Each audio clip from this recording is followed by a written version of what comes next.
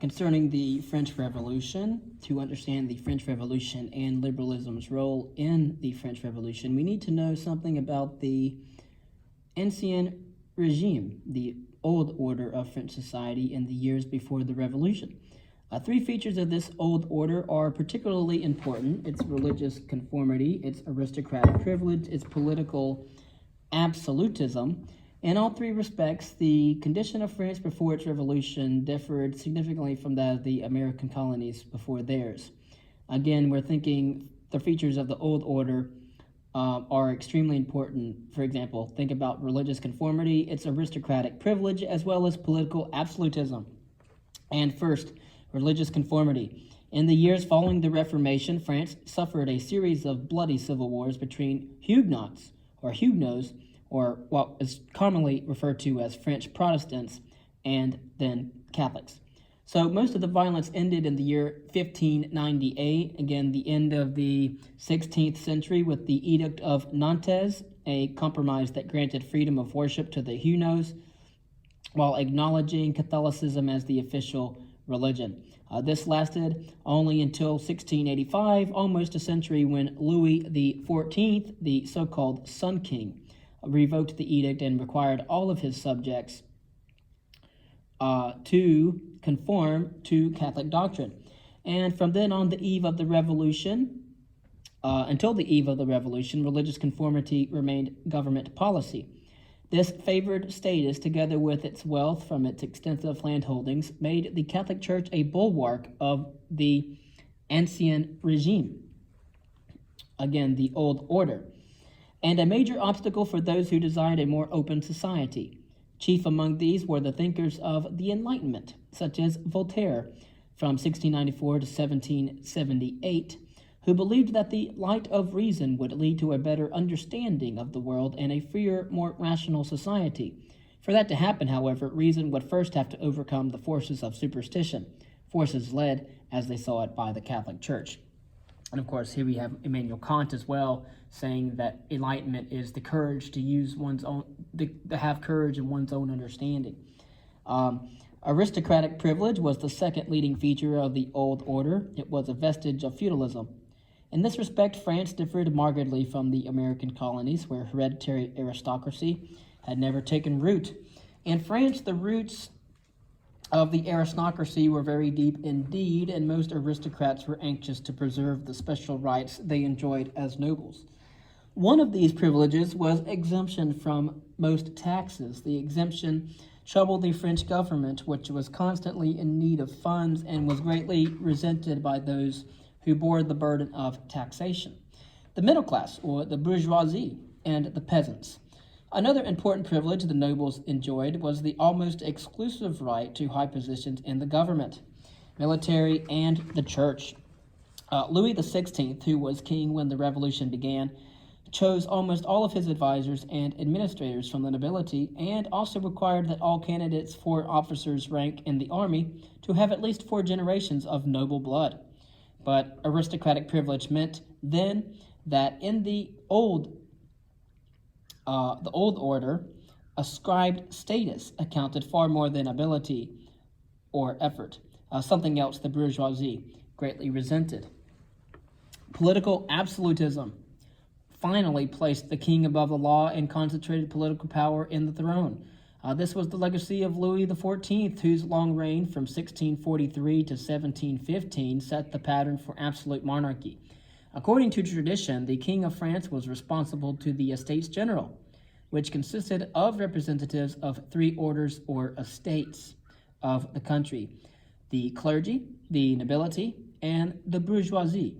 But Louis XIV never convened the Estates General. It had last met in 1614, and found ways of appeasing and weakening the 3 estates. Indeed, Louis XIV secured the church's support by suppressing the Huguenots. He drew the nobility to his extravagant court at Versailles, where they became dependent upon his favor. He flattered the bourgeoisie by choosing some of his government ministers from their ranks, and with no effective opposition to limit his power, Louis XIV was able to govern as he saw fit. As he supposedly said, "I am the state," or the L'État, c'est moi, I am the state. Neither of his successors, Louis the 15th, around 715 to 1774, new Louis the 16th, around 1774 to 1792, was as adept as the Sun King, Louis the 14th, at exercising absolute authority. But both followed his example. Neither summoned the Estates General, for instance, until a financial crisis finally forced Louis the 16th to do so in 1788. This event sparked the Revolution.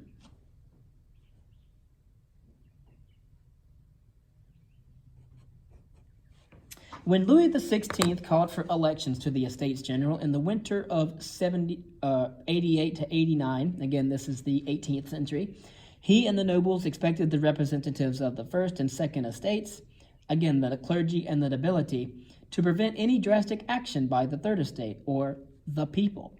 But the Third Estate insisted upon a double representation, and public pressure forced the king to concede.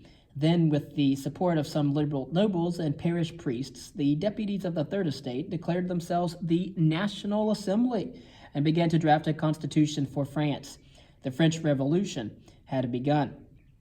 Again, that was the winter of 88 and 89 in the late 18th century, and it was known first as the Third Estate declared themselves the National Assembly.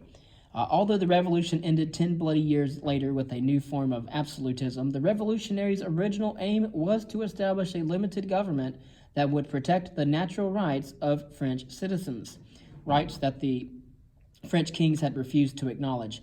The revolutionaries wanted to overthrow the old order, replacing religious conformity with tolerance, aristocratic privilege with equality of opportunity, and absolute monarchy with constitutional government.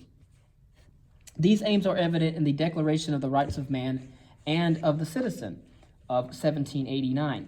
In the first of the Declaration's 17 articles, the National Assembly attacked aristocratic privilege and ascribed status. Quote, men are born and always continue free and equal in respect of their rights. Civil distinctions, i.e. ranks or estates, therefore can be founded only on public utility. The second and third articles attacked political absolutism, proclaiming that government rests on the consent of the governed. 2.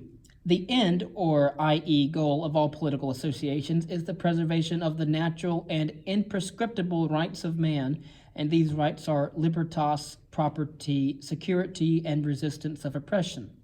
Third, the nation is essentially the source of all sovereignty, nor can any individual or any body of men be entitled to any authority which is not expressly derived from it. Nor did the National Assembly overlook religious conformity. In the 10th article of the Declaration, it declared no man ought to be molested on account of his opinions, not even on account of his religious opinions, provided his avowal of them does not disturb the public order established by the law. This and the other rights of man, it should be noted, were rights for males only. Females simply were not accorded political and civil rights at this time.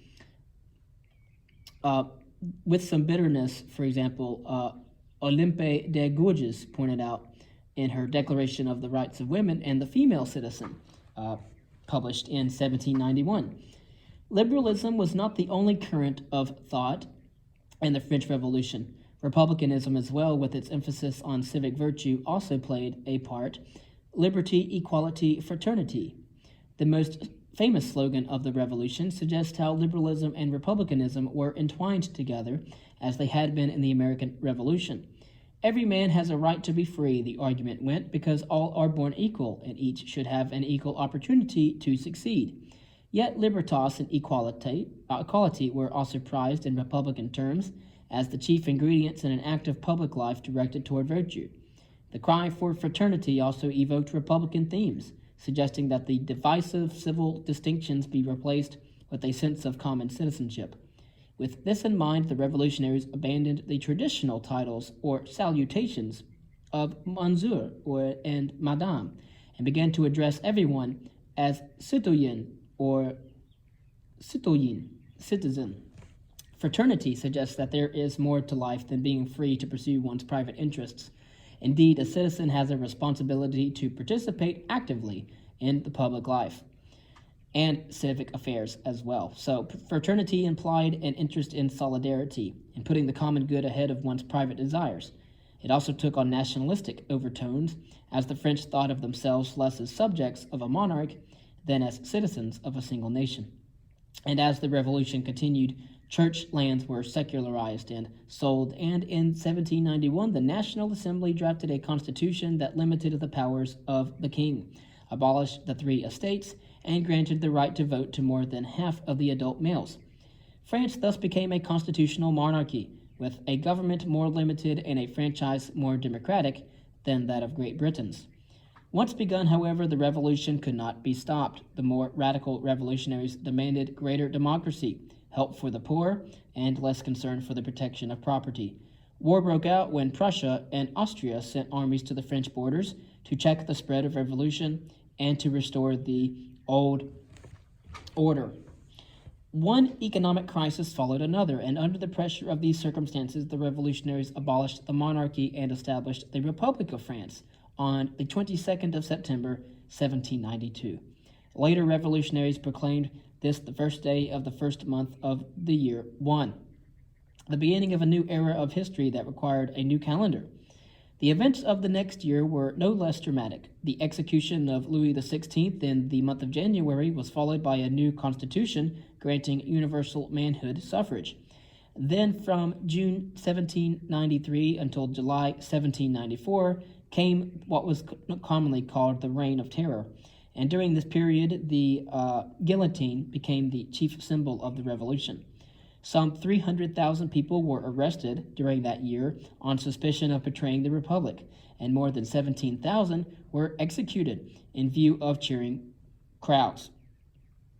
The terror ended when its principal leader, Maximilian Robespierre, was himself beheaded, and in the year 1795, a measure of calm was then restored under another constitution.